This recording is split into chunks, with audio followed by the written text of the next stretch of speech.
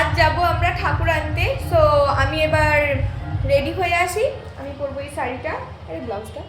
So ready হয়ে আসি, তারপর তোমাদের সাথে দেখা হচ্ছে। Bye bye. হাই, 10 মিনিট পর আমি চলে এসেছি। এবার আমি রেডি হব।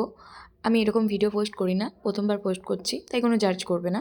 আমি প্রথমে একটা ময়শ্চারাইজার মেখে নিয়েছিলাম, অ্যালোভেরা জেল, হিমালয়ার কোম্পানির ছিল এটা। আমি কোনো স্কিন কেয়ার ভালো পারি না। তারপর আমি মেখে নিয়েছিলাম ডট অ্যান্ড কির একটা ময়শ্চারাইজার। তোমরা এক্ষুনি বলবে দুটো ময়শ্চারাইজার কেন? আমার শীতকালে স্কিন প্রচুর ড্রাই হয়ে যায়, এমনিতে আমার অয়েলি স্কিন, বাট আমি অতটা স্কিন কেয়ার জানি না, কোনো মেকআপ আর্টিস্টও না, তাই কোনো জাজ করার দরকার নেই। আর এখানে আমার মা আমার আঁচলের পিন আপ ঠিক করছিল এবং আমি কথা বলছিলাম। আমার বান্ধবী আসছিলো আমায় ডাকতে, কারণ একসাথে যাওয়ার জন্য। তারপর আমি একটা পন্স হোয়াইট বিউটি মেখে নিচ্ছিলাম, যার জন্য আমার মুখটা না একটু গ্লো করে, এটাই আমার মেকআপ। আর তারপর একটু ভ্যাসলিন। আর আমি ফাউন্ডেশন ইউজ করি না, কারণ আমার মনে হয় না ভালো লাগে বলে, বা আমি মেকআপ করতে পারি না, মেন টপিক। আমি ন্যাচারালি এইটুকুই করি। এরপর আমি একটু চুলগুলো আঁচড়ে নিচ্ছিলাম, আর আমার মা বলছিল যে হ্যাঁ ম্যাচিং হয়েছে, সব কিছুই ঠিক লাগছে, ভালো লাগছে। এরকম সব মায়েরাই বলে, সেটা কোনো ব্যাপার না। আর বিশ্বাস করে নিলে তোমরা ঠকে গেলে। তারপর আমার মা বলছিল একটু কিনা কানের পর না, বাট কিনা কানের আমার অতটা ভালো লাগে না। আজই যদি সেজে নেবো, কাল পুজো, কাল তাহলে কী করবো? সেজন্য আমি যেরকম বাড়িতে নর্মালি সোনার কানে পরি, সেরকম সোনার কানেই পরে নিচ্ছিলাম। আর আমার চুলটা প্রচুরই সফট বা সিল্ক বলা যায়, যার কারণে কোনো হেয়ার স্টাইলও ঠিকঠাক থাকে না বা কিছু, আমার ভালোই লাগে না কোনো কিছু, জাস্ট ওই খোলা চুলই ঠিক আছে। তারপর দেখছিলাম এই ঘড়িটা ম্যাচ হচ্ছে নাকি, ওটা হচ্ছিলো না, তাই আবার অন্য একটা ঘড়ি ট্রাই করছিলাম, এটা এর সঙ্গে বেশ ভালোই যাচ্ছিলো।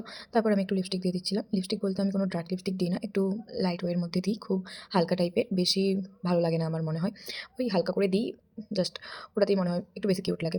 তো এখানে আমার প্রায় সাজ কমপ্লিট, আর একটু জাস্ট মাস্কারা দিই, কারণ আমি আইলাইনার টানতে পারি না বলতে টানতে পারি, বাট একটা চোখে ভালো আর একটা চোখে খারাপ, আমাদের এই 5টা আঙুলের মতো।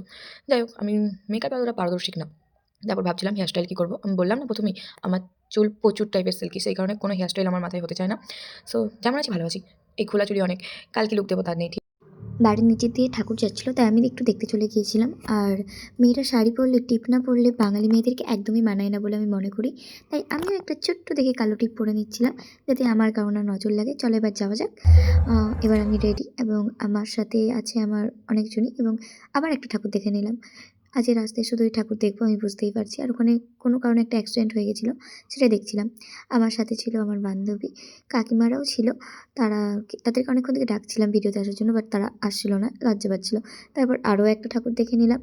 আমরা হয়তো আজ ঠাকুর দেখতেই বেরিয়েছি, আর ধামলায় অনেকগুলো পুজো হয়, তাই পরপর আমরা ঠাকুর দেখে নিচ্ছিলাম। এটা কৃষ্ণনগর মার্কেট, আমরা চলে গিয়েছিলাম হেঁটেই কৃষ্ণনগর মার্কেট, কারণ আমরা ওইখান থেকেই ঠাকুরটা নিয়ে ব্যাক টু ব্যাক বাড়ি আসবো। এখানে আমাদের মা চলে এসেছে, অনেক দূর থেকে এসেছে।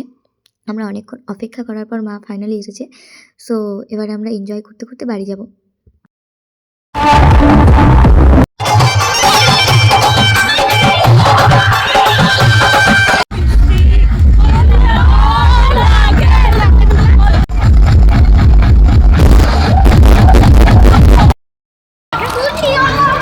मेरे को रुकी लग रहा है क्या?